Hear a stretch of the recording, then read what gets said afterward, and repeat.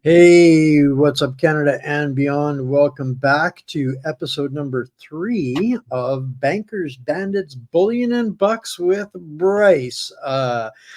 So for everybody out there, this is kind of an evolving thing. We're kind of feeling it out as we go. We're going to be doing a bunch of different things, trying different things, sharing new tools, different ideas, that kind of stuff with you guys.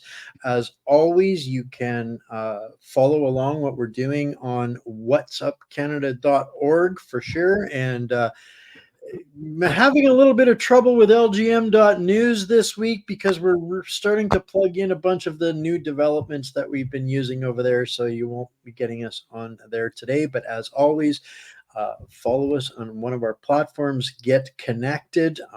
Bryce, if you have been living under a rock, is one of our partners at New World Precious Metals, who is a group that we've been working with for a few months now to help people provide solutions, protect yourselves financially. Bryce lives in the precious metals world and the finance world, and all of the things that go sideways in the world impact that. So this is why we decided to tie him into a weekly show to come in and talk with you guys and share all the stuff that he knows and is learning. And so thanks for finding another Friday to come and hang out with a bunch of crazy Canadians that think the world's gone mad. Hey, well, if you don't think the world's going mad right now, I would have to say you are crazy, because all of the evidence points to it obviously is. Well, and that's, it doesn't get any more basic than that. I think you have to be living in a cave to not understand and know that everything has gone totally sideways on the planet. So tonight, one of the things that you mentioned after the last show, Bryce, and this is a message I want to get everybody out there. This show is for you guys.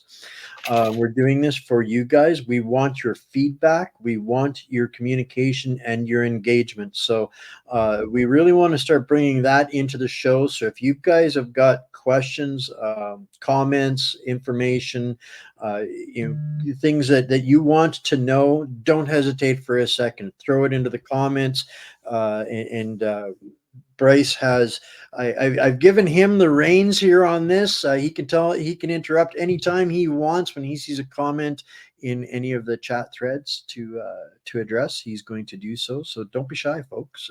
Get involved, get engaged, and we'll try and get you some help. Yeah. Yeah, man. Thanks for having me back. It's always a pleasure. I actually really enjoy this, and this is actually helping me kind of organize a whole bunch of stuff that's been happening in the world right now into something that's a little bit easier to digest. So it's helpful and useful for me too, because there's a lot of stuff happening in the world right now, and I think this is a kind of a summarized version to deal with some of it. Well, I think what it does is everybody out there is feeling completely under siege, completely under a barrage, and what's important today and the top of discussion isn't necessarily the same thing tomorrow. So it really helps us to tackle week by week the things that we can see and help out with and maybe address for folks and clarify on occasion. So this is really what I'm hoping to develop this into is something that provides a wider spectrum of answers people, before meeting up with you guys, the question I got most was, how do I protect myself from the bank bail-ins? That was the number one thing that I had no answer for, because I mean, and I'm still learning every day, but understanding that the currency and all of the things around the world impact all of that immensely, and we're not necessarily getting the information we need. And that's one of the interesting things to me. The most interesting thing about this, Bryce, getting you on every week, is you are only successful by understanding that which the legacy and the establishment calls conspiracy theory. Mm-hmm.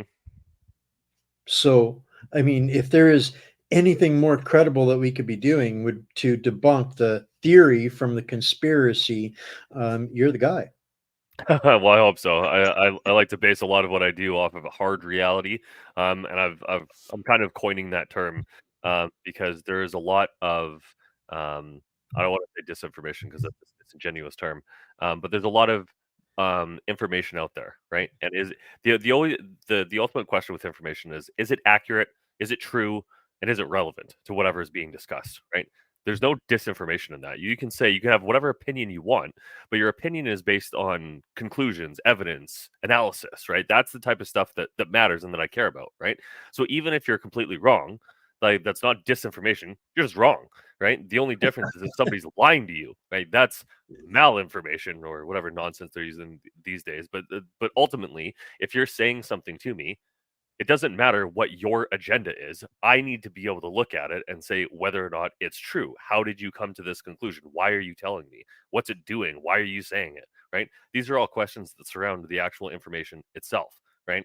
And so, what the government and many tech companies are doing these days is like, oh, that's hate speech or that's disinformation or malinformation or whatever nonsense word they're using. That's basically what they're saying when they say that is, I don't agree with that, because if it was incorrect, all you would have to do is show me how it's incorrect, right?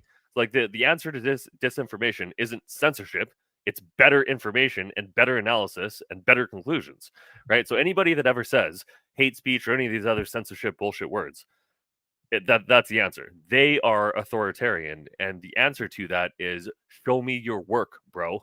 Well, it's so absurd, and to me, I encapsulate it with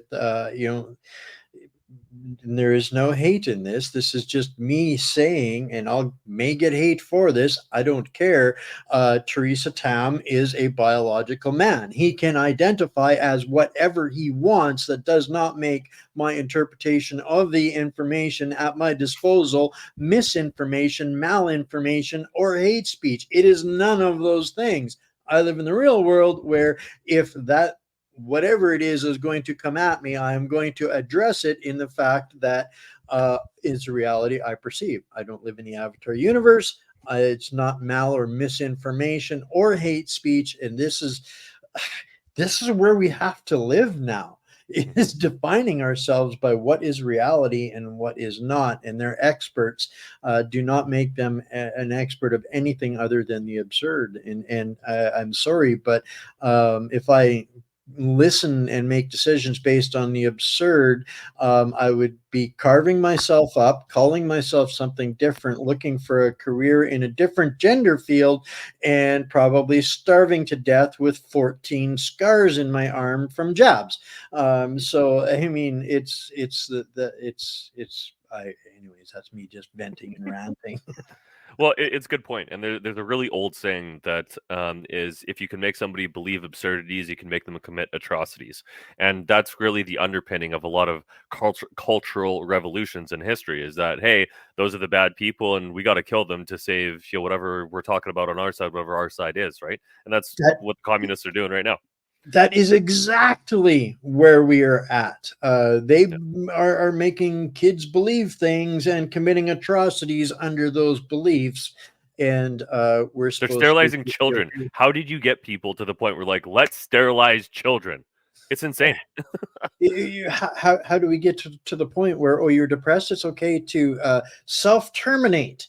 The government will With the support government's you help. to, yeah, with the government's help. Or it's just these are everyday atrocities that stem from the absurdities, and I just have zero patience for any of it anymore whatsoever. Uh, um, which the absurdities, and this is I'm going to tie this in a way you probably didn't expect.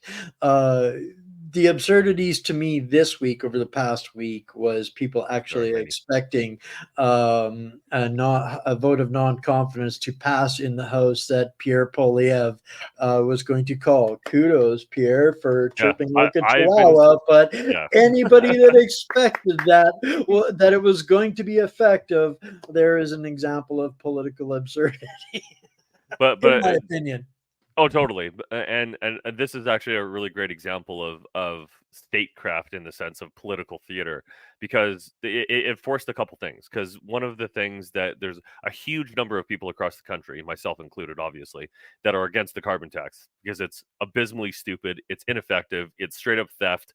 I could go on and on about how stupid the carbon tax is, but what this forced them to do is every one of the other parties had to stand up and say, I support taxing Canadians more than we should at a time where they can't afford it, right? And to add to that absurdity, the RCMP had that report that came out that says, yeah, people might revolt because they don't have any money left. And this is a week before the carbon tax goes up 23%, as we don't already have enough money in the country, and yada yada yada. But on the same day, on April Fool's Day, that they're going to give themselves a raise, and they must have done it on April Fool's because they're like, you must be fools. Like Canada must be full of fools to accept this absolute insanity. Like it's That insane. that is going to go down as a historic marker point for history. People are going to remember April Fools with the Canadian flag, because we are absolutely 37 million fools here in this country. 40 million. 40 million. I can't keep up. Yeah. Well, they brought in a Neither bunch of can stuff. housing or the economy or anything else, mind you. But this is again another one of these absurdities of political theater that you. I think that this behooves Canadians, and I haven't seen the votes yet, but I intend to look at those, and I think that I'm going to be sending a message to every single one of them that did not support this non-confidence vote. I see you've pulled something up there. I'll pull it up here for you. Yeah, so I was absolutely fuming this week. I have had enough of this insane government with their insane policies, C-63, all the other dumb things they're doing, and so I got banned off of LinkedIn. So I can't talk like this on LinkedIn anymore because I used to, and that's why I got banned from it. But on Twitter, I can basically say whatever I want now, and this is one of the things that really put me over the edge in the sense that I was like, I got to say something about this, right? So this is the post that I made about the carbon tax, because the thing that gets me, I don't know if anybody's been following the Arrive scam debacle, but these people are literally sitting there in not parliament, in committee, like Christian Firth and his other the other bozo of GC Strategies, and then Dalian came in last week. They have literally taken millions of dollars skimmed off of government contracts for doing no work, and some of that money has gone to the people in the government. This is because I study China quite a bit. This is the structure that China uses to control its population. So essentially what they do is they take all of the money from the population. They actually have a name for it. It's called harvesting the leaks. And they take that money and it goes into government coffers or state-owned enterprises, which is essentially what Trudeau is building right now, is state-controlled apparatus. And they finance all of the people in the government, so they all shut up and fall in line. Be like, hey, we'll give you a bunch of money, we'll take care of you, you do whatever you want, you live the high life, but as long as you do what you're told and you shut the hell up, you can do whatever you want, right? And so now, and this is why what gets me so amped about this is one glaring example of $60 million being misappropriated, defrauded out of Canadians' pockets, and they're defending it. They had to be dragged kicking and screaming, and they're still defending it. This is the most textbook example of corruption possible. And the upshot to this is they printed $700 billion. And just so everybody, because I did the math yesterday, because I was pissed about this, that's $17,000 printed in your name for each person in this country. And that doesn't even include the people that are working. So if you're like, don't even count kids or the retired or whatever, it's more than that. But $17,000. What did we get for that? We got insane amounts of inflation. We got a recession coming. We got authoritarian policies. We got the most incompetent people running the country in our history for doubling our debt. Like it's unbelievable. And now because and to take it back to what we were saying earlier, and now that Pierre stood up and said no confidence vote, all of the other parties are now endorsing all of Trudeau's mishaps and corruption and all this other garbage, right? And what I kind of want to get to this point with, and then I'll hand it back, is where is the threshold in any country, but ours specifically, since we're in Canada, that all of the citizens of the country say enough is enough? What does it take to remove a government that is no longer representing the people? If let's say it's 100%, if 100 people stood up tomorrow and said, "I don't want this government representing me anymore," what is the actual process to remove that government peacefully, right? Because this is Canada, we shouldn't have to have a revolution to get rid of this moron, right? But the way that our political system is set up is that Pierre stood up and said, "Hey, most people don't want this. We don't have confidence in the government anymore." And all of the other parties stood up and said, "Yes, we do. Sit down." But that's not, it's ridiculous. And that's to me the what people have to understand needs to be the final uncovering. The final straw is to, with this specific vote, and this is not even talking about the carbon tax, it's not even talking about the raise. That was the blatant spit in the face that not one of those people that did not support that call to election to go to the people, every single person on that list must be replaced by every peaceful civil means possible. They have to be afraid to walk the streets amongst the peers that they have now sentenced to giving them a raise and making a 23% increase in cost of living in carbon tax, foisting that upon the people. Like they haven't had enough billions and billions of dollars to piss away and steal. This is absolute blatant corruption, and I think this needs to be a topic on the world stage. Those people need to live in fear of not being able to exist without the public vitriol which they have earned foisted upon them. And I saw something that I was chirping about a year ago. We have, if you're a business owner and you have the right to refuse service to criminals and crooks in your store, if your member of or your elected representative punched this through, put their name on the front door of your business and your store like they were a fraudster,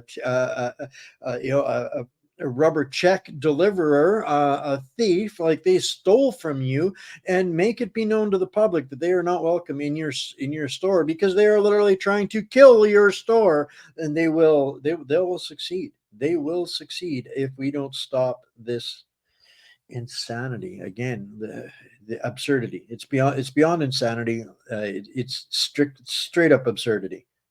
It is, and this actually goes significantly beyond just Canada, because what it really amounts to is everybody in the Western world is facing this problem.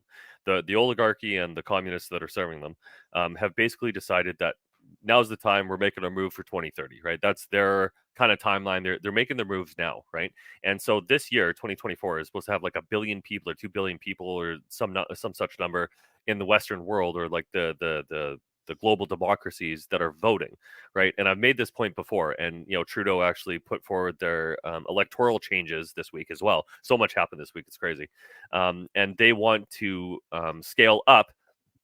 Pardon me. They want to scale up mail-in voting, which is basically a recipe for election fraud. Like, how could you verify anything? Like, that should be illegal. How can you possibly have a system where you can't verify if somebody should be there and is able to vote, or did vote, or voted twice, or like there's no checks and balances, right? With AI and all the crazy stuff that they have the ability to do now, the only way to guarantee that somebody's vote isn't being zeroed out is that it has to be in person. Those votes can't go anywhere. Those votes have to be counted on camera, and the process for qualifying has to be citizens only. especially since we have so much illegal migration happening right now as well.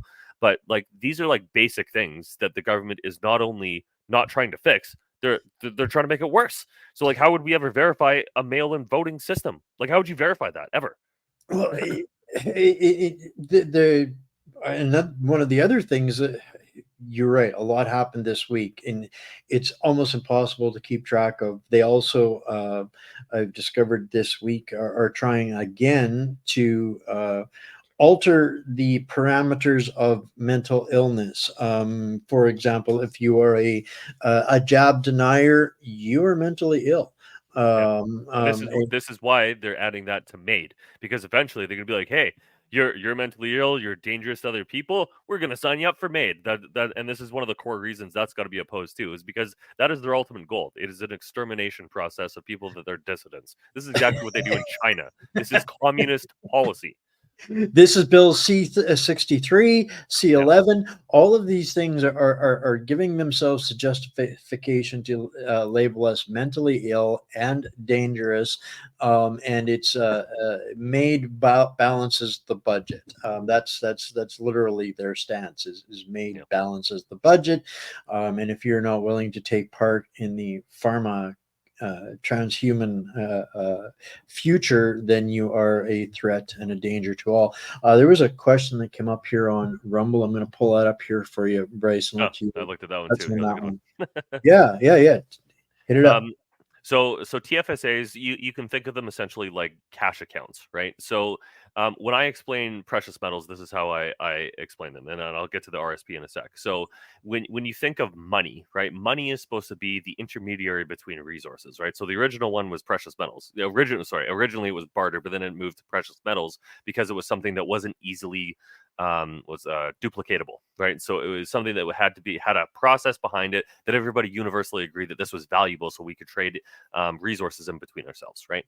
And so that's where it started. And so the best case scenario for protecting your wealth is having physical gold in your hand, right? And because that's always going to hold its value, it's not connected to the financial system in the sense that it's not backed by anything physical, right? On the other end of that process is stuff like RSPs and TFSAs, which is in the system, right? So when you have an RSP and you have a TFSA, that is essentially a government registered account that's in the banking system. So they take that and they leverage that and investments, and that's what they do with it. It's like we give you a little bit of investment money and make a little bit of money off of it for yourself, and then we take that and invest it long term, so we make more money off of it. So there's a profit factor for the bank and the government. That's how that system works, right? Because that's retirement savings, right? And the you have the least amount of control with that sort of stuff. So is there a potential that will go bad when the systems goes bad? Yes. So it's not that safe. I don't trust.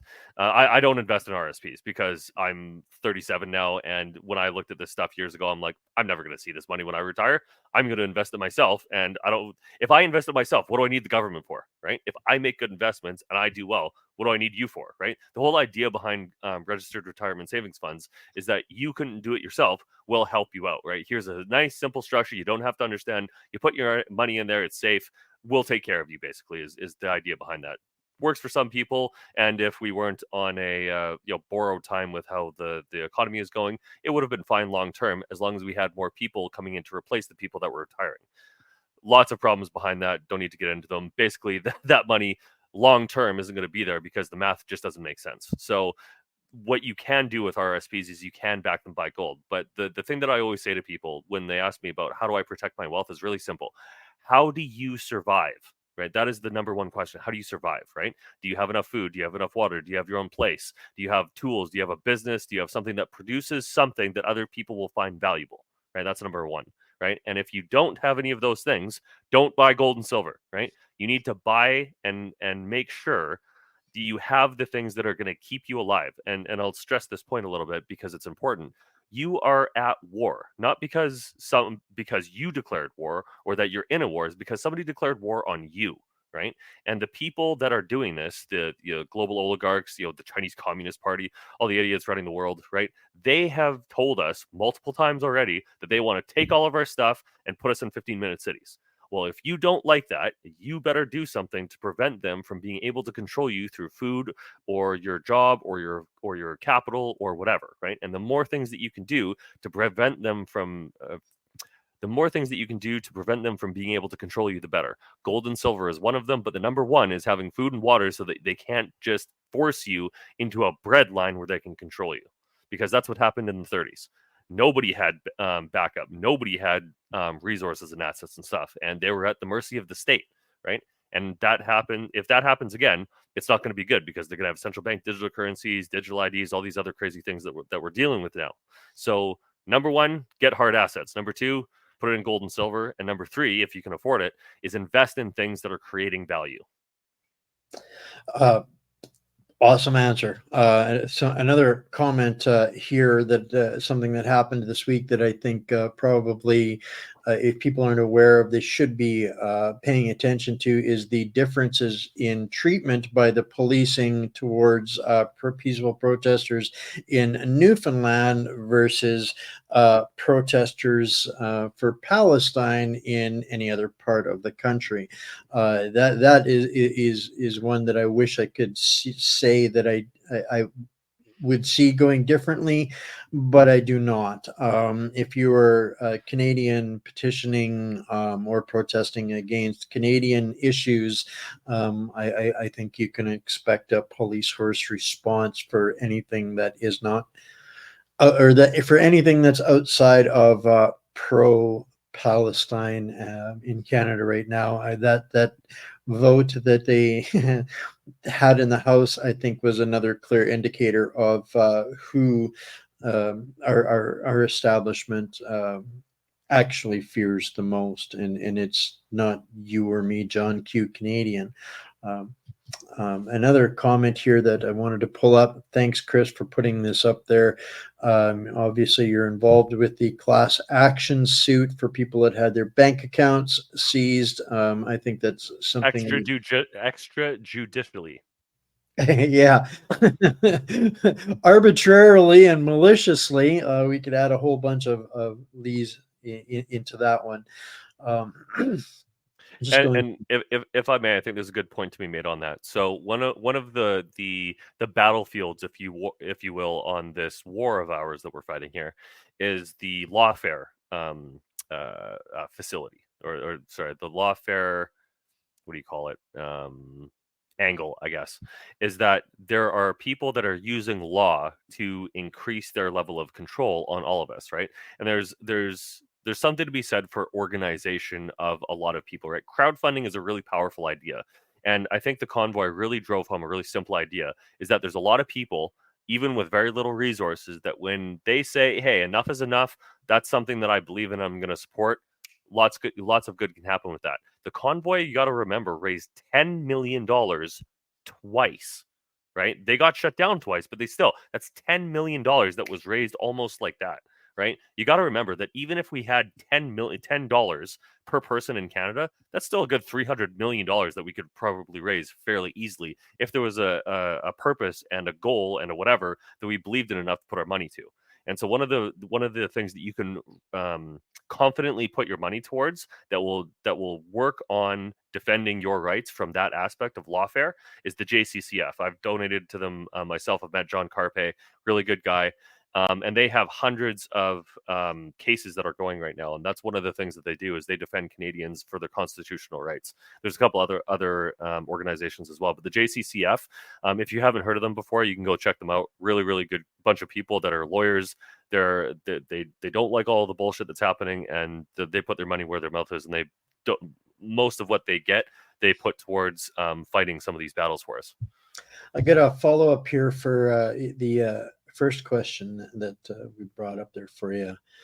If people have got their P's and Q's covered, but they've still got stuff in the system.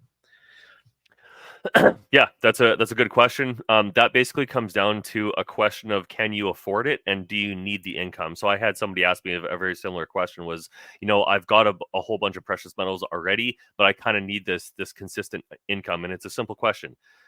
And it comes down to this. Would you rather that money be in the government's hands or your hands?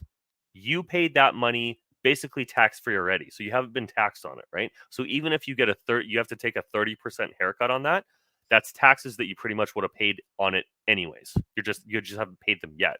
So when people ask me this type of question, personally, I would take it out of the system, because the system's at its pretty much its death throes right now. The only thing that's really propping it up is pumping of money into the system. And at some point, that's going to stop. And keep in mind that we're about to escalate World War III significantly. There was an attack on Moscow today. Actually, I don't know if anybody's heard about that yet, but yeah, there was a major attack in Moscow today, and France this week as well has stated that they're putting troops in Ukraine. So NATO is going boots on the ground in Ukraine very soon.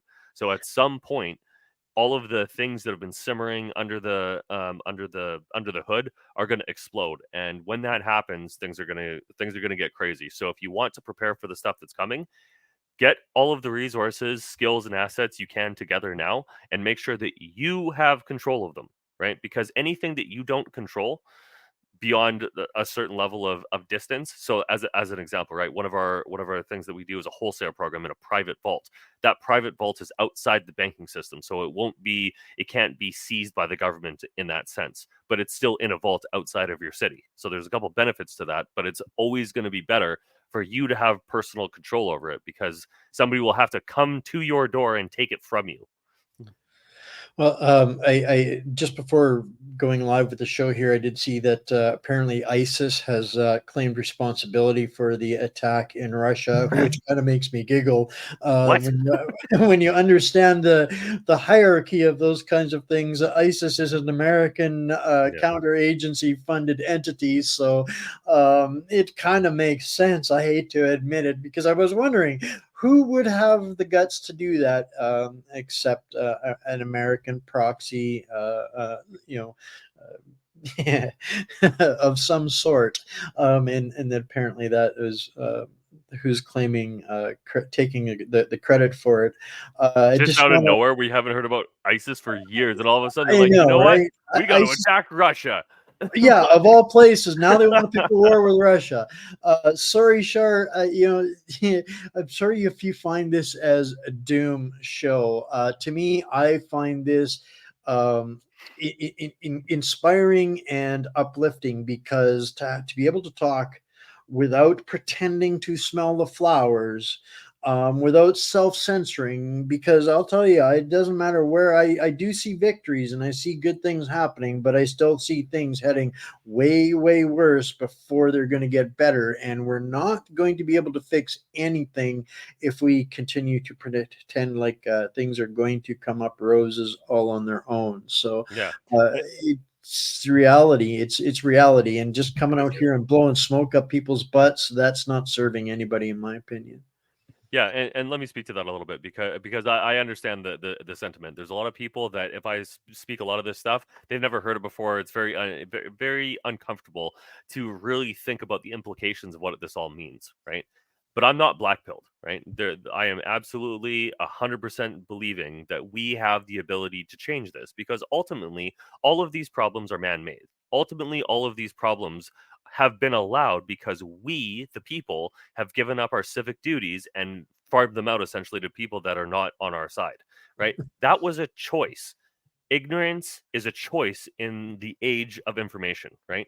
And when we have I don't want to say opportunity, but we have the ability to organize and make better choices. We have the ability to organize. We absolutely have the technology that we need. The real question is whether or not we're going to do anything about it to stop these people. Because ultimately, if somebody comes and tells you, which they have, I'm going to take all of your stuff and I'm going to put you in a cage and I'm going to tell you what to do, you have a choice on whether or not you're going to say yes or no to that, right? And this has been said dozens of times over the last few years that somebody is actively doing that, right? If anybody comes to you and says, "Hey, I'm going to go and kill your kids," what are you going to do about that as the defender of your kids? You're going to do whatever it takes. And that might mean hurting other people, right? But that's what a war is. War is a winner take all game that if you don't fight, you die, right? And I've gone way past the point of giving a shit about whether or not people get offended or people can't handle it anymore. The time for political correctness and like being polite about this stuff is over. They tried to take all of our possessions, and they're trying to do that, and they tried to lock us in a cage. They destroyed our economy, and they want to take everything that we hold dear. Are you going to do something about that or not? That's literally it. And when you were talking there, it kind of brought up this analogy in my brain. We have literally given a placeholder body our credit cards, our bank cards, and our identification to go and stand in line for us in this civic duty and responsibility line. And we've checked out on that person standing in line in the queue on our behalf, and they're out there playing in the World's Fair with our futures and tomorrow, spending it, gambling it, and people and racking up debts. And people are coming for everything that we have and that we have built. And to understand the difference between war and conflict, that is very different. People, and it's the same thing when people talk about World War III. There is no World War III. There is no nuclear conflict. There is one day, one nuclear event, and it's all over. And so praying we don't get to that point of stupidity, but humanity seems intent on proving us wrong. We have been too close there before, and like I said, we've got these placeholders that have got our futures in their pockets, and we're out working like slaves to keep the ball rolling, and they're playing this game with our futures, and we have to take responsibility, us, we the people. And if we don't want to be herded up and put on trains, it's got to happen pretty damn skippy, because people are running out of the ability to even survive. And this is going to By get design. exponentially worse in the Mhm. next coming months. Even some outside pundits are starting to admit that what's happening with the U.S. dollar is not good. They're admitting, not just de-dollarization. It isn't just a word. This BRICS, it isn't just an idea. This is literally the collective world coming to take what we have, and we've been infiltrated by a whole bunch of corrupt being individuals, and are literally feeding it to the pirates. Yeah, and kind of on that financial front, so BRICS specifically, what they're doing right now is essentially making a process where they don't need U.S. dollars to transact internationally, because after World War II, the U.S. dollar was used in 80% roughly of international transaction, and most importantly for oil, right? And Saudi Arabia, which is the leader of OPEC more or less, has already done sale of oil in yuan, which is the Chinese, but they're also doing in other assets too.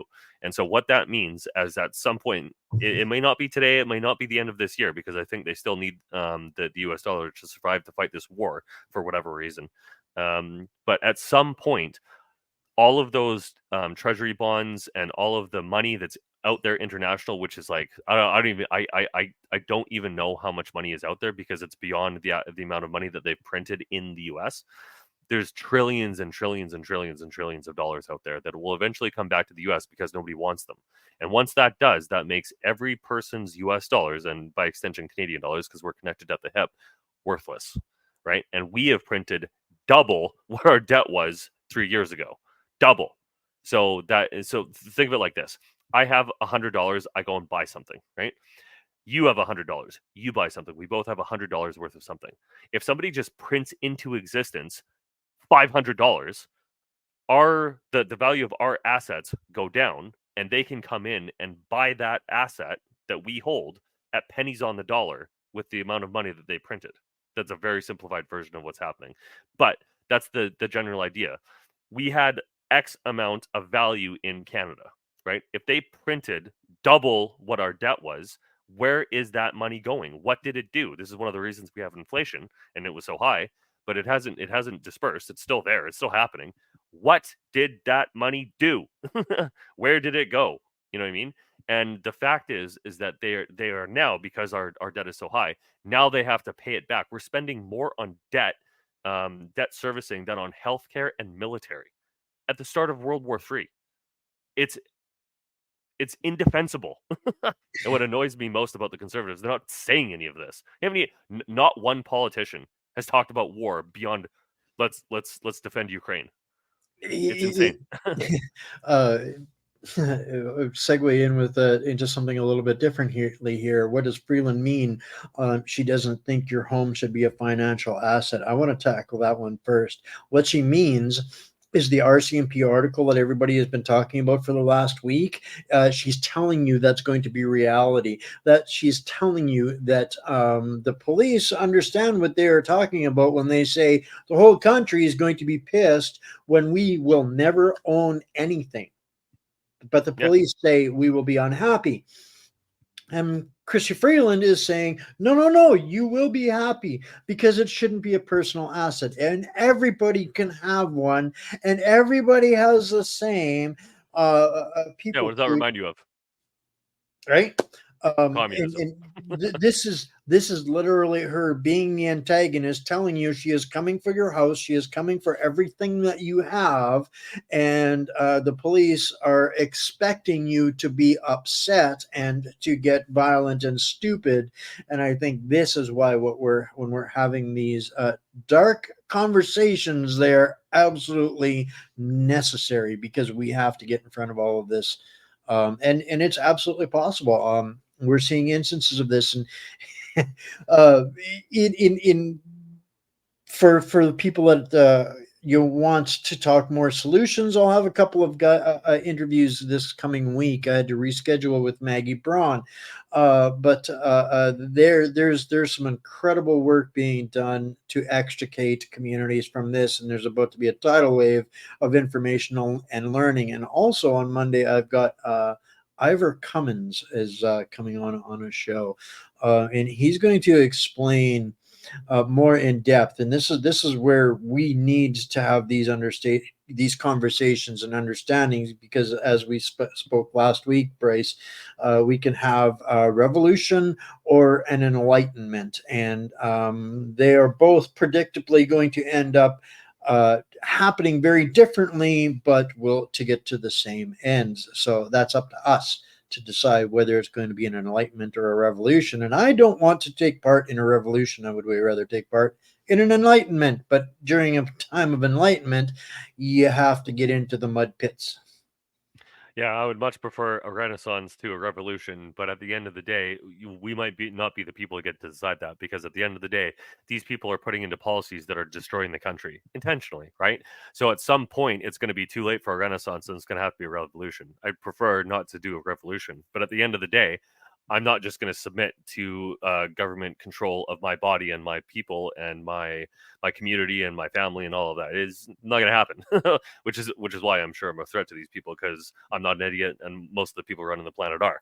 So, I kind of like to throw this idea in as well, right? We are basically only united in the sense of opposition to a lot of these ideas, right? But we also have to be united in the idea of that we have to be able to build something better, right? I like to talk about that goal of space travel, right? Because what Elon Musk is doing, despite kind of the dystopian technologies that he's really involved in, putting that aside for a second, what he's ultimately talking about is a spacefaring civilization, right? So do you know about the Kardashev scale? No. So Kardashev scale was created, I think, in the 40s or the 30s. I can't remember when it was created. It was a long time ago anyway. And basically it gave different levels of civilization. So a type 1 civilization used all of the energy of one planet. A type 2 civilization used all of the energy of one solar system. Type 3 was the galaxy. Type 4 was the universe. And there's been additional ones beyond that for multidimensional, all this other stuff, right? But basically a spacefaring civilization is a type 1 minimum civilization, so that you have enough energy in, like, fusion or fission or whatever, that you can go and take the resources out of your solar system. We're not even a type 1 civilization. We're not even a spacefaring civilization yet. Setting a probe out once every 50 years or whatever doesn't even count. Okay, we have space travel. We can get into space. And this should really tell you, too, what the goal of our leaders are, right? We've had space travel for more or less 60 years, right? Because it was the 60s that we shot stuff into space, got satellites out there, right? What have they done since?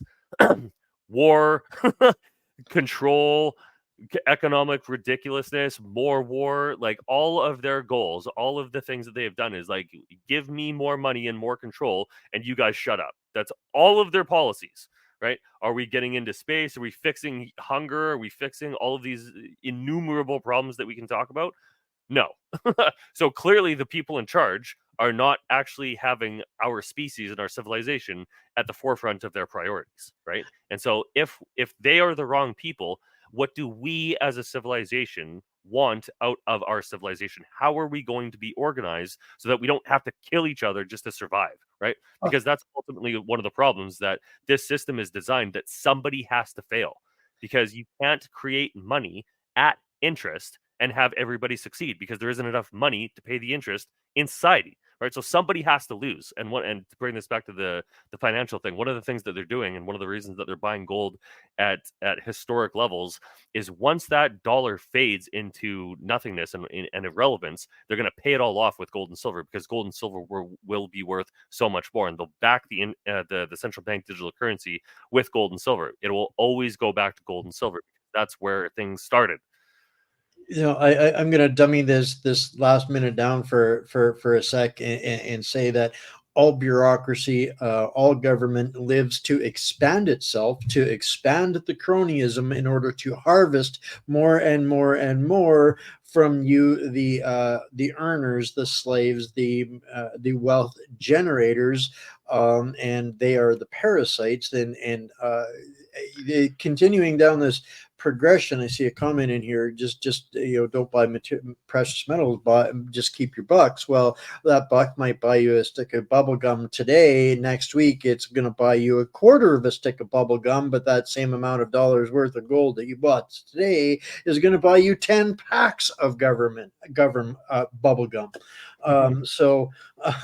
This, at the end of the day, all of these agencies, all of these bureaucracies are just nothing more than a syndicate designed to extract and bleed us dry. And I think that Canada is in a unique position that when we stop the bleeding, there is no nation that will be able to heal itself faster than Canada. Yeah, and I think one of the key reasons for that is our natural resources. So we are extremely blessed in Canada, not only because we have a huge country, but we have a massive amount of arable land. We have really, really good land. It's on one of the top tiers on the planet. We have unbelievable amounts of resources that are not being extracted properly for a variety of reasons. We won't get into those right now, but we have them is the important part, right?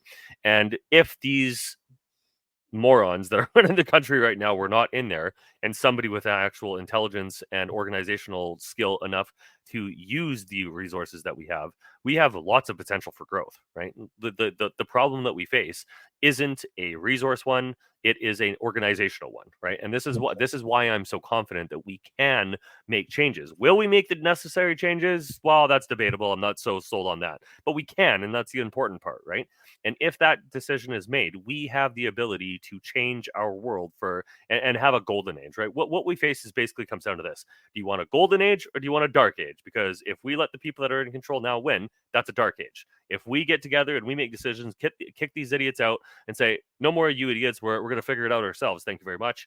And 100% we would have a golden age, because this would be the next level of organization for our species and our civilization, is that we're working together instead of against each other and against ourselves. 100%. And this is, to me, it's about stopping the bleeding. Question.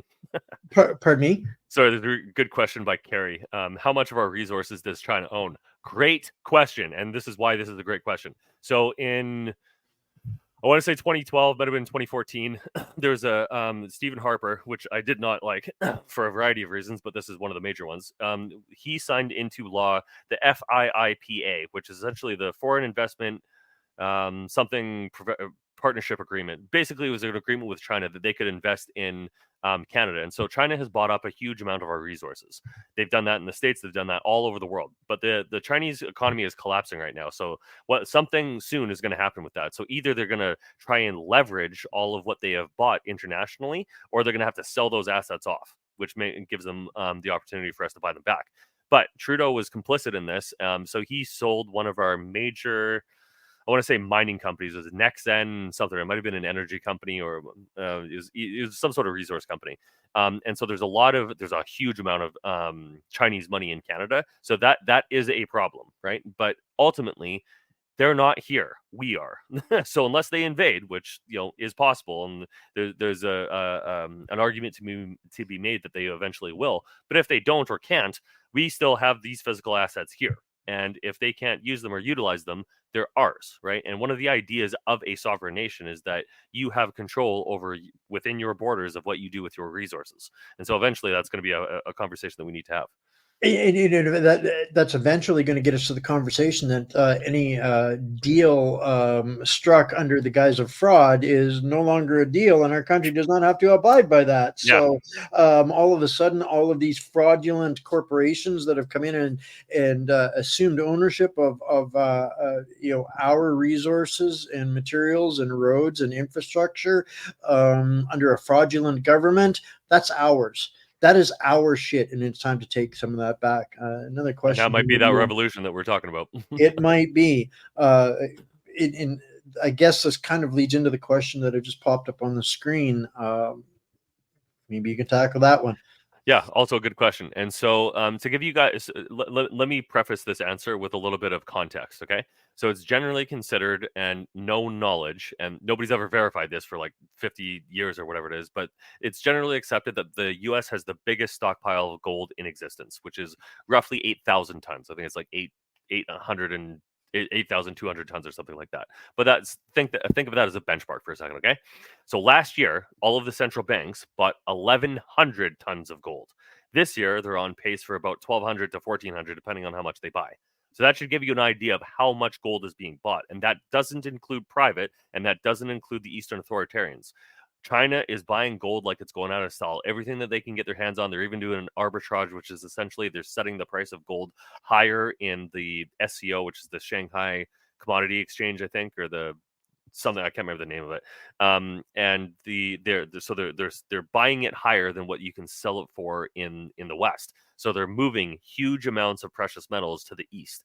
After that stuff goes to the east, it'll never come back. And this is why I keep telling people, if you have the ability to do so, precious metals is the best investment you can make right now. Bar none, 100%, nothing even comes close. But beyond that, and to the question, the COMEX, which is one of the main exchanges in the West, or in the US specifically, is being drained. There used to be about 140 million ounces of silver. I can't remember what it was down to recently, but I heard a number that it was down to 50%, and that was a year or two ago. So that is being drained. So to that question, yes, eventually, and this is why I keep saying this, that eventually people are going to realize that, oh shit, we're running out of gold and silver, I better get some. And that's when prices are going to spike and take off. Like, it's not unreasonable to expect 5,000, 10,000. Some people are even saying like $40,000 gold.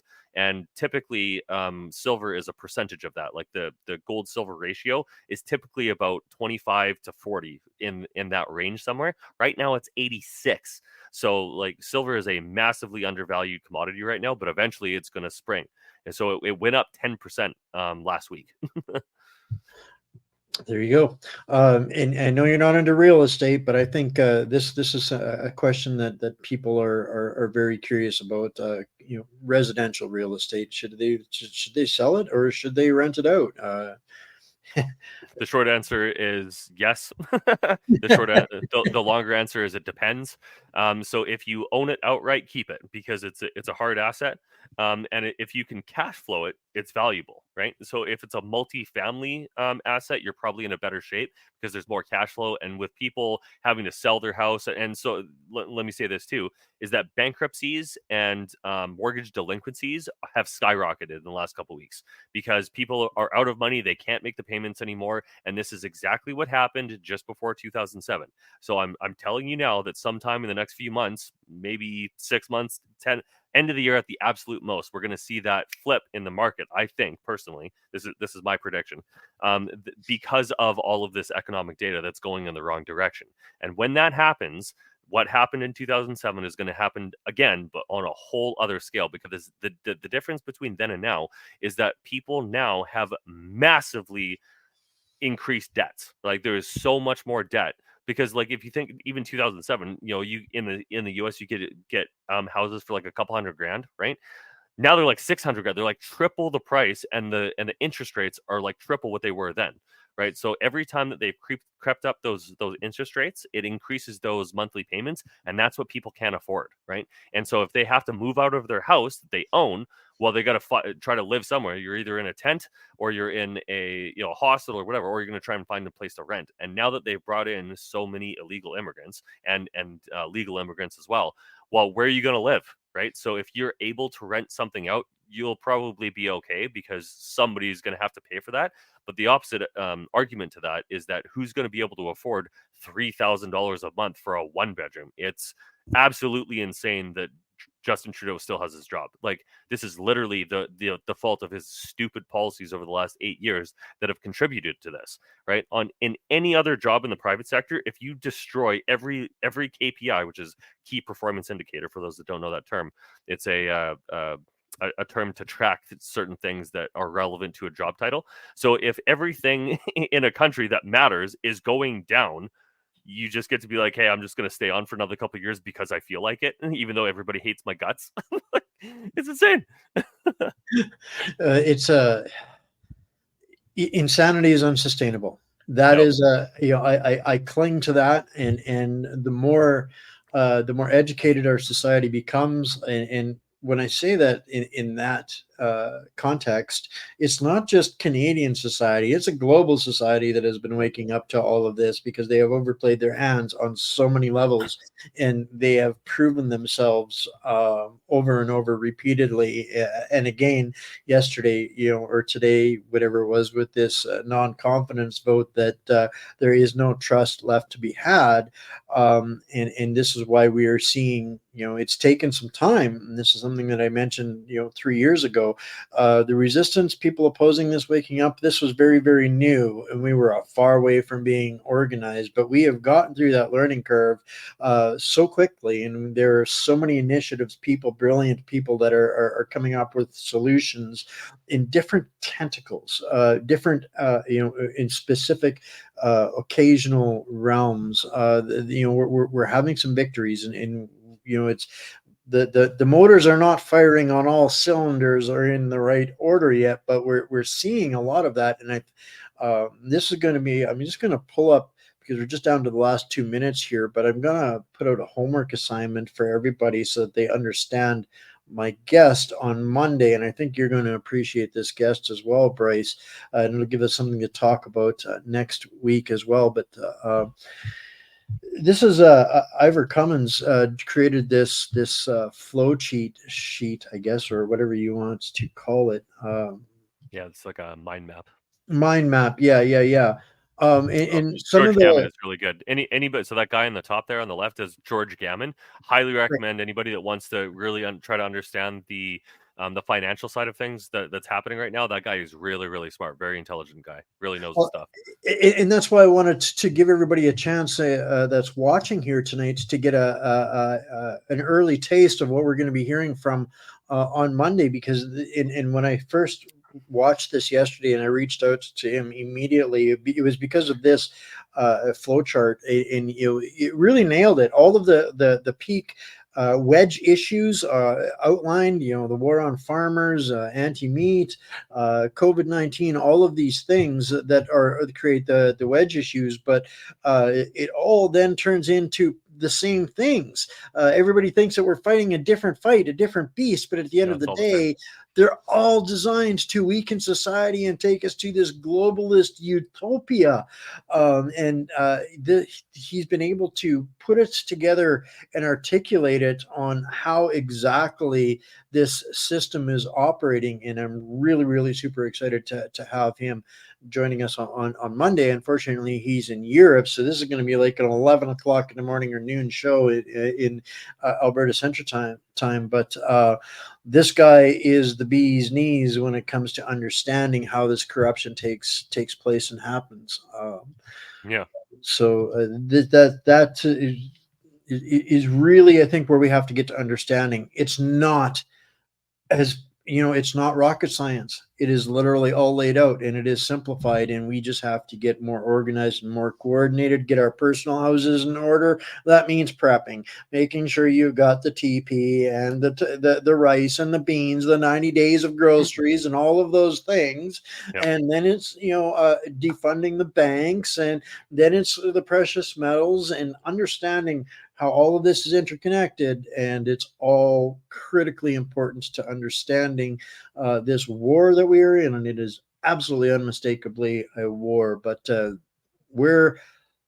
this is the good part of going through the doom and the gloom, is you get to the light.